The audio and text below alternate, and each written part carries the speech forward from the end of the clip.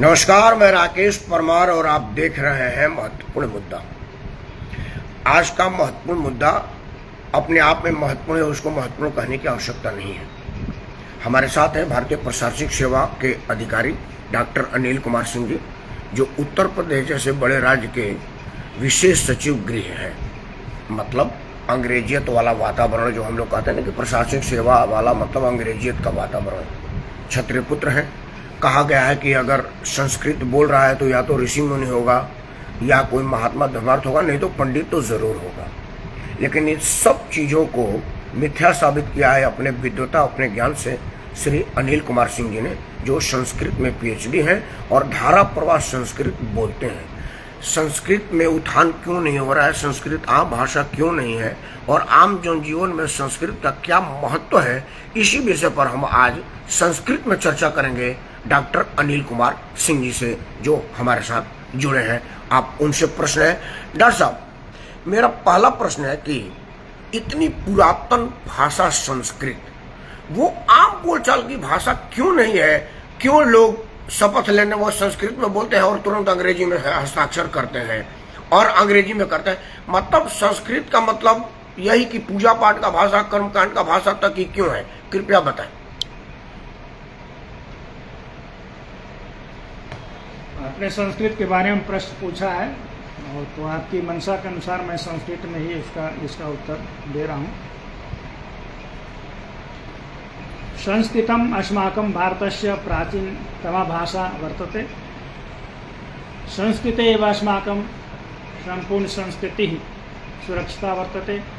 संस्कृते एव अस्माकं समस्त वेदाः, शास्त्राणि, दर्शनशास्त्राणि, विविध वैज्ञानिक ग्रंथाः, सामाजिक शास्त्राणि, आयुर्वेद इत्यादि सर्वं संस्कृत मध्ये एव भारतस्य ज्ञान विज्ञानं सुरक्षितं वर्तते।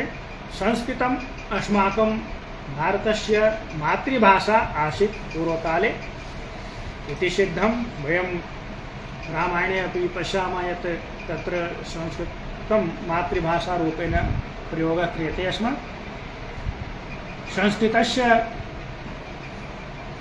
अधुना किमर्थं प्रयोगः न भवति इत्यस्मिन् विषये स्पष्टम् अस्ति यत् मूलभाषा तु अद्यापि संस्कृतमेव अस्ति। वयं हिन्दीं वदामः, तदपि संस्कृतमेव। संस्कृतस्य एव अपभ्रंश रूपाः अन्याः सर्वाः भाषाः सन्ति। संस्कृतं व्याकरणबद्धम् अस्ति, किन्तु व्याकरणं विना संस्कृतं भाषा, लोकभाषा सर्वं संस्कृतमेव अस्ति। तस्मिन् संस्कृत शब्दाः एव प्रयुज्यन्ते, केवलं तस्य व्याकरणबद्धता नास्ति। व्याकरणबद्धता यदि भवति तर्हि तत् संस्कृतम् अस्ति। इत्थं संस्कृतम् अद्यापि मूलभाषा रूपेण प्रतिष्ठितं वर्तते। तथा च संस्कृतस्य ज्ञानमेव विभिन्न भाषासु अद्यापि समाजस्य व्यवस्थापनं करोति। अस्माकं भारतीय संस्कृति मध्ये ये अस्माकं आदर्शभूताः महापुरुषाः सन्ति, देवाः सन्ति, अवतार भूताः महापुरुषाः सन्ति, ते सर्वे संस्कृत माध्यमेन स्वकीयम् उत्कृष्टं ज्ञानं प्रदत्तवन्तः। तद् ज्ञानं यदि वयं सम्यक् रूपेण जीवने अवधार्य पालनं करिष्यामः तर्हि अस्माकं देशस्य, विश्वस्य कल्याणं निश्चितमेव भविष्यति। अतः संस्कृतम् अद्यतनस्य आवश्यकता वर्तते। वयं पश्यामः यत् अद्य सम्पूर्ण विश्वे अशान्तिः वातावरणम् अस्ति। विविध देशाः परस्परं कलहयमानाः सन्ति, युद्धे संलग्नाः सन्ति इति सिद्धं करोति यत् जनेषु मानवीयभावस्य अभावः जायते। यदि वयं संस्कृतं पठिष्यामः, संस्कृते यद् अस्माकम् आदर्शः प्रतिपादितः अस्ति तस्य अनुपालनं करिष्यामः तर्हि सम्पूर्ण विश्वे शान्तिः भविष्यति। संस्कृतस्य एव उक्तिः अस्ति यत् सर्वे भवन्तु सुखिनः, सर्वे सन्तु निरामयाः, सर्वे भद्राणि पश्यन्तु, मा कश्चित् दुःखभाग् भवेत्। आपने संस्कृत में ग्रामर का उल्लेख किया, कहा कि अगर संस्कृत आम भाषा हो तो दुनिया में शांति होगी, जैसा कि आपने संस्कृत श्लोक में बोला। तो ग्रामर में क्या कोई सुधार किया जा सकता है, या अगर संस्कृत में किसी तरह के सुधार किया तो संस्कृत खत्म हो जाएगा, कमजोर हो जाएगा, या उसका नुकसान होगा? जो ग्रामर पर कहा जा रहा है उस पर कुछ बता, रोशनी डालिए। सम्पूर्ण विश्वे संस्कृत व्याकरणमेव सर्वश्रेष्ठं वर्तते।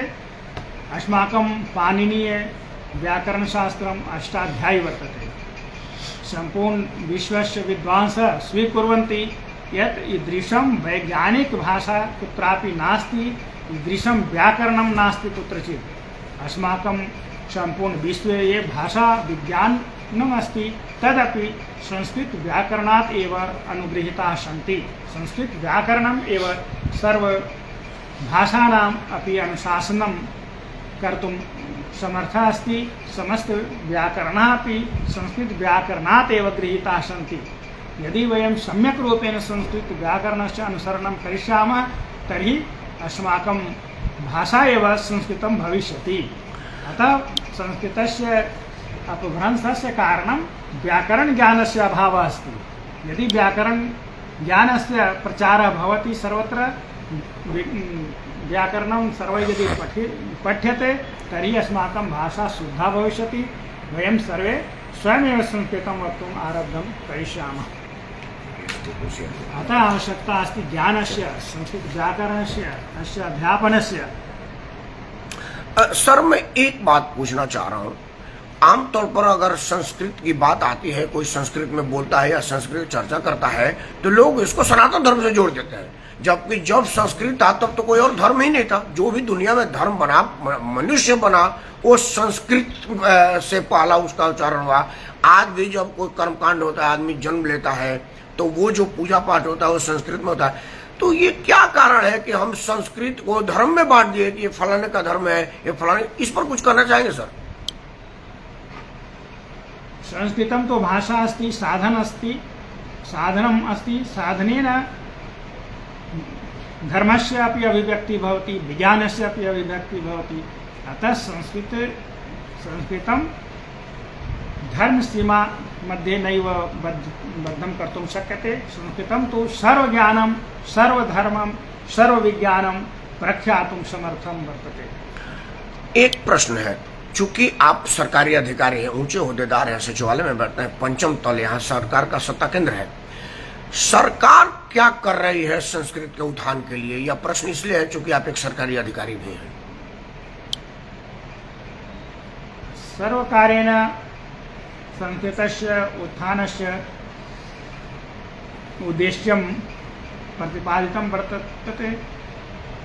सर्वकारः इच्छति यत् संस्कृतस्य विकासः भवेत्, संस्कृतस्य ज्ञानस्य प्रचार प्रसारः भवेत्, किन्तु किञ्चित् नीति मध्ये आवश्यकता वर्तते सुधारस्य। पूर्वम् उच्च विद्यालय पर्यन्तम् अर्थात् दशम एकादश पर्यन्तं संस्कृतम् अनिवार्यम् आसीत्, किन्तु अधुना अष्टम वर्गात् परं संस्कृतम् अनिवार्यं नास्ति।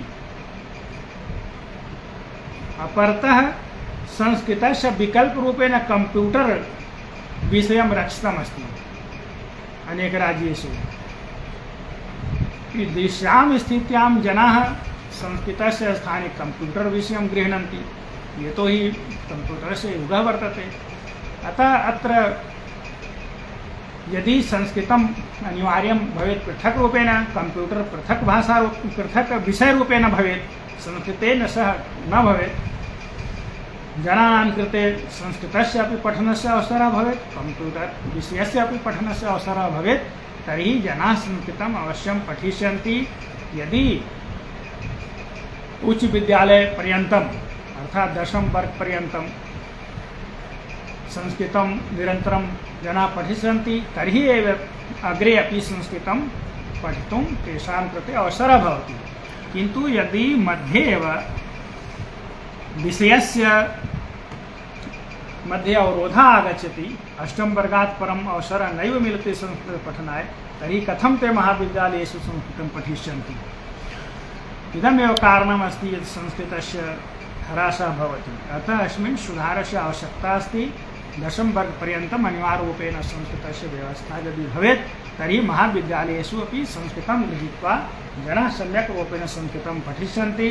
संस्कृतज्ञानस्य परिपालनं कृत्वा सम्पूर्ण विश्वे शांति स्थापने सर्वे सहयोगं करिष्यन्ति।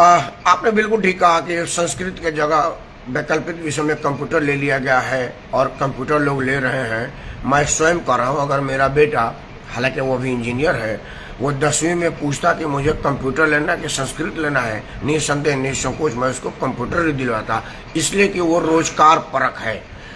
हम क्या करें कि संस्कृत रोजगार परक हो, क्योंकि देखिए जो संस्कृत विद्यालय है, संस्कृत विद्यालय जहाँ वो माध्यमा का डिग्री दी जाती है, वो लोग पूजा पाठ के अलावा और कुछ कर नहीं पाते हैं और पूजा पाठ का बहुत ज्यादा स्कोप नहीं है।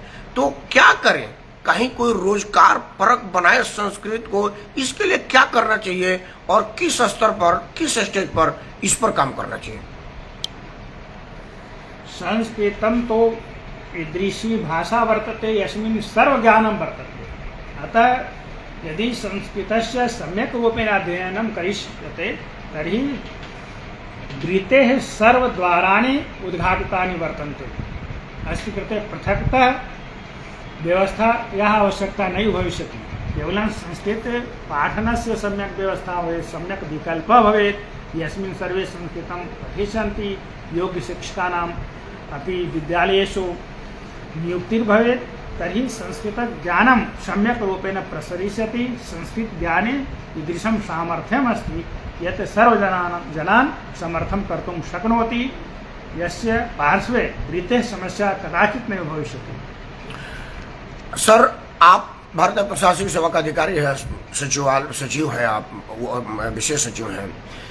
अगर आप संस्कृत बेझिझक बोल सकते हैं, जबकि आप ना तो ब्राह्मण हैं ना ही आप कोई ऋषि महर्षि हैं, तो और लोग क्यों नहीं बोल पा रहे हैं? आपको यह आकर्षण कहाँ से मिला कि आपको संस्कृत में पीएचडी करना चाहिए और आप आईएएस भी मतलब आईएएस तक भी पहुंचे?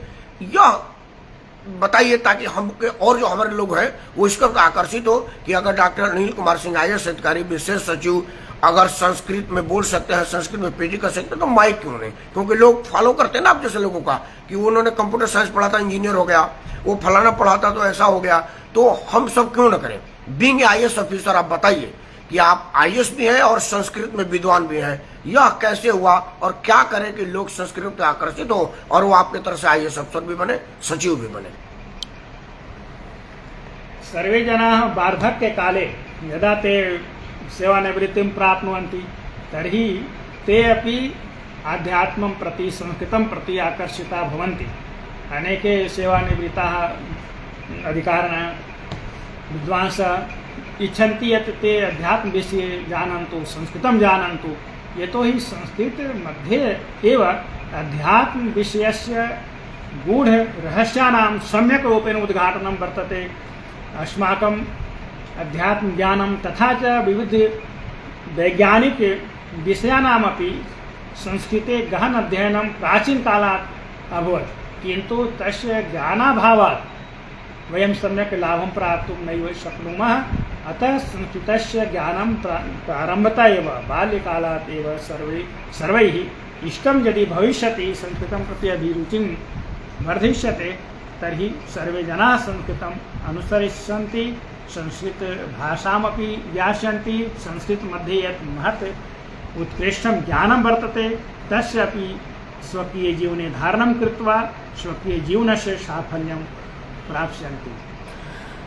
सर, एक प्रश्न और बनता है कि अगर कोई आदमी संस्कृत के महत्ता को समझ जाए, तो जैसे आप समझ गए, आपने वो किस स्टेज पर इसको बढ़ावा दिया जाए? देखिए, आज की तारीख में लोग रोजगार पर पढ़ाई करें, क्योंकि मेरे ज़माने में लड़का तेज था तो साइंस लेता था, थोड़ा कम तेज है तो कॉमर्स लेता था, बिल्कुल गधा था तो आर्ट्स लेता था। ये मेरे ज़माने में थे, 90 के पहले था।